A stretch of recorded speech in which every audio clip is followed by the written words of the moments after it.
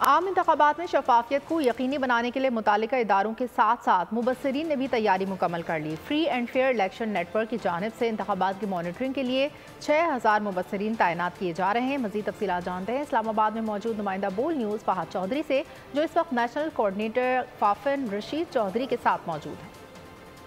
بالکل، عام انتخابات 2024 میں بس چند ہی روز باقی ہیں، جہاں الیکشن کمیشن اور نگران حکومتیں مکمل طور پر تیار ہیں انتخابات کروانے کے لیے۔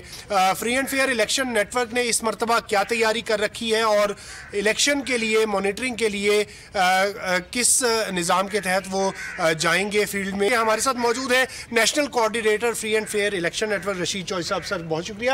سر یہ بتائیے گا کہ فافن نے کیا تیاری کر رکھی ہے، کتنی بڑی تعداد میں آپ اپنی فیلڈ میں آفیسرز اور مبصرین کو اتاریں گے، اور اب تک آپ نے جو پروسیس ہے اس کو کس طرح کا پایا؟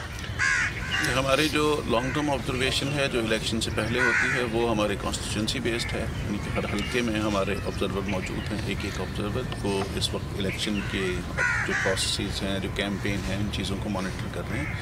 الیکشن والے دن ہمارے 6000 آبزرورز پورے ملک میں موجود ہوں گے، اور ہم جو ٹوٹل 90,000 کچھ جو پولنگ اسٹیشنز بن رہے ہیں ان میں سے کچھ 24,000 پولنگ اسٹیشنز کے بعد میں پہنچیں گے۔ فہد چودھری اپڈیٹ کر رہے تھے، آپ کا بہت شکریہ۔ سبسکرائب کریں اور بیل دبائیں تاکہ کوئی خبر رہ نہ جائے۔